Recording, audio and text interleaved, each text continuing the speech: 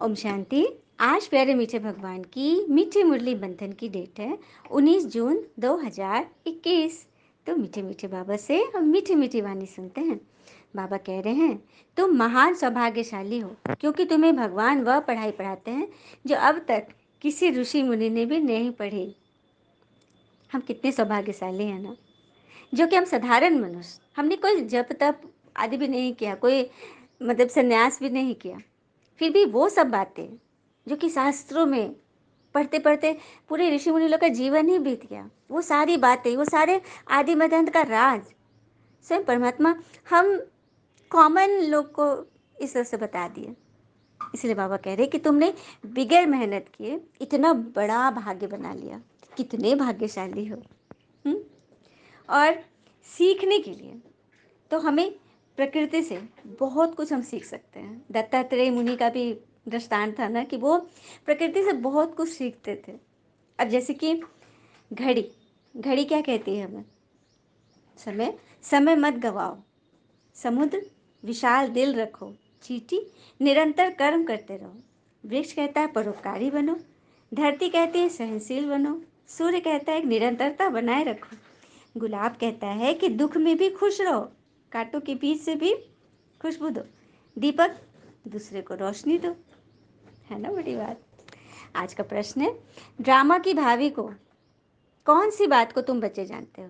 तो ड्रामा की भाभी में तुम बच्चे जानते हो कि विनाश ज्वाला रुद्र ज्ञान यज्ञ से प्रज्वलित हुई है, जिसमें सारी पुरानी दुनिया स्वाहा होगी। यह भाभी कोई टाल नहीं सकता। फिर तुम इस पतित दुनिया में नहीं आएंगे, जो कि ईश्वर की नहीं, ड्रामा की भावी हुई। मतलब कहने की बात है, दुनिया में लोगों के मन में कुछ भी जब अनिष्ट होता है ना, तो कह देते हैं ईश्वर ने कराया, और कुछ अच्छा करते हैं तो कह देते हैं हमने किया। तो बाबा अच्छाई बुराई जो भी चीज़ आ रहा है, मतलब जो भी सीन ड्रामा में आ रहा है, वो सब ड्रामा की भावी है। ड्रामा अनुसार सब हो रहा है। अब जैसे कि परमात्मा ने रुद्र ज्ञान यज्ञ रचे, यज्ञ से तो ज्वाला प्रज्वलित होती है। तो परमात्मा ने जो रुद्र ज्ञान गीता यज्ञ प्रज्वलित किया है, इसी में पुरानी पूरी पतित दुनिया स्वाहा होगी। पुरानी दुनिया परिवर्तित होगी नई सतयुग की दुनिया में। तो यह भावी कोई टाल नहीं सकता, क्योंकि यह स्वयं ईश्वर द्वारा रचा हुआ है। और फिर जब पुरानी दुनिया खत्म होगी, नई दुनिया आएगी, तो हम पतित दुनिया में नहीं आएंगे, हम सीधे सतयुग स्वर्ग में आएंगे। यह बात बाबा ने बताया। इसलिए तो बाबा कहते हैं कि तुम महान सौभाग्यशाली हो। आज की मुरली का गीत है, मुखड़ा देख ले प्राणी दिल दर्पण में। तो हमारा दिल, हमारा मन वो दर्पण है जो हमें सब कुछ दिखाता है। तोरा मन दर्पण कहलाए, तोरा मन दर्पण कहलाए,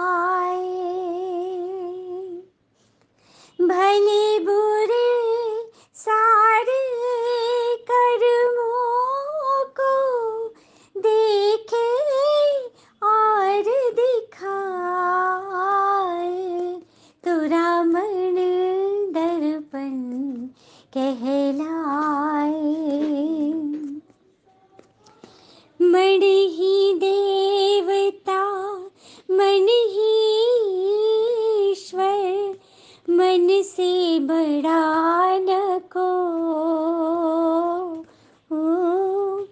मन उजियारा जब जब फैले, जग उजियारा हो।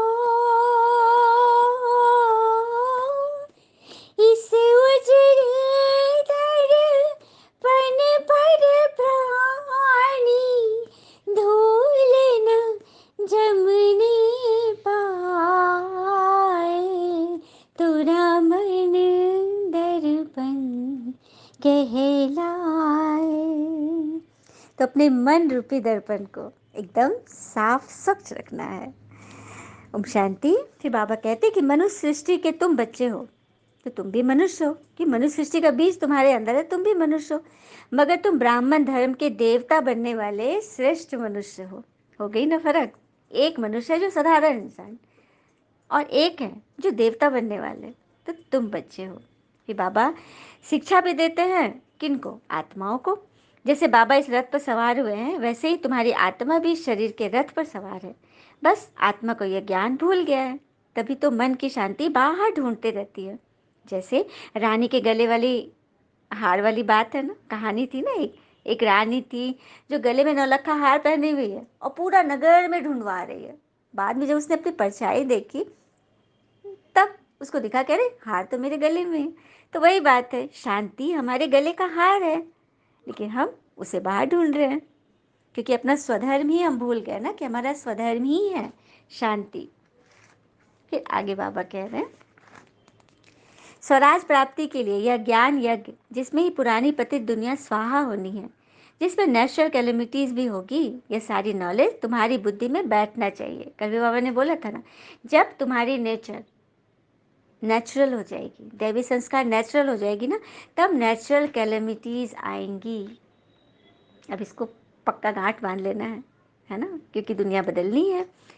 फिर बाबा कह रहे हैं कि तुम्हारी बुद्धि में ही सारा ज्ञान है, जो कि मुझ ज्ञान सागर से मिला है। मेरी बुद्धि से तुम्हें सारा ज्ञान मिला है, तो ही रचता बाबा के सिवाय सृष्टि के आदि मध्य अंत का राज तो कोई समझा नहीं सकते। रानी मक्खी के पीछे पीछे सब मक्खियां भागती है ना, वैसे ही बेहद के पिता के संग सभी बच्चे जाएंगे अपने घर। फिर से हमारा सत्युग का पाठ आरंभ होगा, जिसे बजाने के लिए ही तुम ये देवी देवता पद पाने की पढ़ाई कर रहे हो। भगवान कह रहे कि जो मुझ में सारा ज्ञान है, बाबा ने तो क्लियरली इसको मतलब सब चीज़ बता दिया है कि मैं तुम्हें पूरा अपने ज्ञान का अंत दे रहा हूँ, सारा कुछ तुम्हें दे रहा हूँ। और मेरी जैसे रानी मक्खी के पीछे और मक्खियाँ भागती हैं, उसी तरह से तुम मेरे पीछे पीछे चलेंगे घर। तो सभी आत्माएं घर जाएंगी, लेकिन तुम बच्चे फिर से पाठ बजाने के लिए सतयुग में आओगे, जिसकी पढ़ाई तुम अभी पढ़ रहे हो संगम पर। फिर पापा कह रहे कि मनुष्य कहते हैं वर्ल्ड की हिस्ट्री ज्योग्राफी का ये चक्र फिरता रहता है, परंतु कैसे फिरता है यह किसको भी पता नहीं। परमात्मा के विषय में भी समझ लिया गया है कि वे तो युगे युगे आते हैं। यदा यदा ही धर्मस्य ग्लानि भवति भारत, ये जो श्लोक है इसमें है ना, परमात्मा युगे युगे आते हैं। तो सत्युग त्रेता का भी संगम हुआ। जैसे 4 युग का हम लोग को पता था ना, सत्युग त्रेता द्वापर कलयुग, तो सत्युग और त्रेता के बीच का समय भी तो संगम कहलाया। हाँ, तो उस संगम में क्या होता है उसका तो कोई महत्व नहीं है, क्योंकि वहाँ कुछ नहीं होता। उसी तरह से उस संगम का महत्व है जो चारों युगों के समाप्ति पर आता है। सत्युग त्रेता द्वापर कलयुग की समाप्ति पर जो संगम आया, सत्युग के आदि के समय, तब परमात्मा आते हैं। पूरा कल्प जब रिपीट होता है, तब पूरी पुरानी पतित दुनिया को नई दैवी दुनिया में बदलने, तो इसका महत्व है ना। बाकी चारों युगों के बीचे बीचे जो युगे युगे कह दिया है, यह तो बिल्कुल ही सूट नहीं करता है। फिर आगे कह रहे बाबा, आदि सनातन धर्म वालों की पहली बिरादरी, फिर और बिरादियाँ, जैसे इस्लामियों की सेकंड नंबर, बौद्धियों की थर्ड नंबर, फिर क्रिश्चियन फोर्थ नंबर पे। बाबा ने इसको भी कैटेगरी वाइज बताया कि तुम आदि सनातन देवी देवता धर्म वालों की बिरादरी है, पहली बिरादरी, क्योंकि सृष्टि की शुरुआत ही तुम्हारे से होती है। सबसे नंबर 1 जनरेशन तुम ही हो। उसके बाद और धर्म के आत्माएं आते हैं, लेकिन अभी तुम ही लास्ट नंबर पे आ गए हो, क्योंकि तुम्हें फिर से फर्स्ट नंबर पे जाना है। क्योंकि सबसे जास्ती सुख तुमने भोगे हैं, सत्युग त्रेता में तुम ही थे ना, तो तुमने सारे सुख भोगे हैं, तो दुख भी जास्ती तुम्हारे हिस्से आती है। क्योंकि जिसने ज़्यादा दिन तक जन्म मरण में आए, जो पूरी सृष्टि पे जिनका ऑलराउंडर पार्ट है, उन्हीं को तो सब कुछ मिलेगा ना। और कहते भी है ना, life is a rope that swings us through hope, always believe that today is better than yesterday and tomorrow will be much better than today. अर्थात जीवन एक रस्सी की तरह है, हाँ, जो होप से झूलती है, आशा से। तो हमेशा हमें यह सोचना है कि आज का दिन कल से बेहतर है, और आने वाला कल आज से बहुत बेहतर होगा, बेस्ट होगा। तो फिर हमेशा हम खुश रहेंगे। फिर आगे बोल रहे बाबा कि तुम बच्चे फिर से सुखधाम के मालिक बनते हो, बाकी सब चले जाएंगे शांति धाम। साधु संत भी चाहते हैं ना कि मुक्ति मिले, क्योंकि उनके लिए तो सुख काग विष्टा के समान ही है। बाबा कह रहे हैं कि जो बच्चे ये ईश्वरीय पढ़ाई पढ़ रहे हैं, मुझसे मिलकर, मुझे जानकर, पहचान कर ब्रह्मा कुमारी कुमार बने हैं, वो ही शांति धाम तो सभी जाएंगे, लेकिन फिर वो सत्युग में पाठ बजाने, क्योंकि उन्होंने पढ़ा ही पढ़ा। स्वर्ग के लायक जो बनेंगे ना, वही स्वर्ग में आएंगे।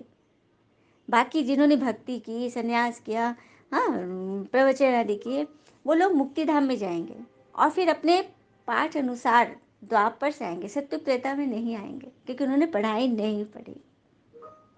फिर आगे बोल रहे बाबा कि यह पाठशालाओं की पाठशाला वह यज्ञों का भी यज्ञ है, जिसमें ही सारी पुरानी दुनिया विनाश होती है। होलिका जलाते आए हो ना, तो यह सब पर अभी का ही है। होलिका में क्या होता है, प्रहलाद को जो होलिका उसकी बुआ लेकर बैठी थी, हाँ, एक शॉल लपेट के, फिर क्या हुआ, वो शॉल प्रहलाद पे रह गया और उसकी बुआ ही जल गई। तो कहने की बात है कि आत्मा चली जाएगी, वह विकारी शरीर जल जाएगा। ये जो पुराने स्वभाव संस्कार वाला जो कमजोर शरीर है ना, सारे विकारों से भरा हुआ, ये जल जाएंगे और आत्मा पवित्र होकर ऊपर चलेगी। ये है होलिका दहन की कहानी। रियल होलिका दहन यही है कि अपने विकारों की आहुति तो हो गई ना, या पाठशालों की पाठशाला, यज्ञों का भी यज्ञ, क्योंकि इस यज्ञ में पुरानी पूरी पतित दुनिया ही विनाश होगी। फिर बाबा ने कहा गीता में भी सत्य है, सत्य है गीता में, लेकिन आटे में नमक मिसल, क्योंकि यह सत्य ज्ञान प्रायः लोप हो जाता है। तो जो भी थोड़ी स्मृति रहती है ना आत्मा को, तो उसी के अनुसार वो लोग लिखते हैं। गीता में जो लिखा है सत्य है, लेकिन पूरा सत्य नहीं है, क्योंकि ज्ञान तो पूरा लोप ही हो गया कि परमात्मा कैसे आते, सनातन धर्म कैसे स्थापन करते, ये तो उसमें लिखा ही नहीं है, क्योंकि किसी को मालूम ही नहीं है। आत्मा तो भूल गई ना बात। अच्छा, मीठे मीठे बच्चों प्रति बाबा की नमस्ते। हम बच्चों की भी प्यारे शिव पिता को नमस्ते। धारणा के लिए मुख्य सार, पहली पॉइंट, सुख धाम में जाने के लिए अपना दैवी स्वभाव बनाना है। ड्रामा के राज को बुद्धि में रख सदा हर्षित रहना है। दैवी स्वभाव, बाबा हमें सिखा रहे हैं कि अपने संस्कार यहाँ से ही बदलो। कौन से ऐसे संस्कार हैं जो इस स्वभाव से विपरीत है। एक बार की बात है, दो ब्राह्मण भ्रमण के लिए निकले थे और रास्ते में ले जा रहे थे। चलते चलते शाम हो गई, तो अब उन लोग कहीं रुकने के लिए ठिकाना खोज रहे थे। अचानक उन्होंने देखा कि बड़ी सी हवेली है, तो उसके गेट पर वो पहुँचे, तो वहाँ पे दरबान ने खोला। बोला कि क्या काम है। तो हम लोग ब्राह्मण हैं, भटके हुए हैं, रात में रुकना चाह रहे हैं। तो उस दरबान ने अपने सेठ से पूछा, सेठ बोला हाँ बुला लो।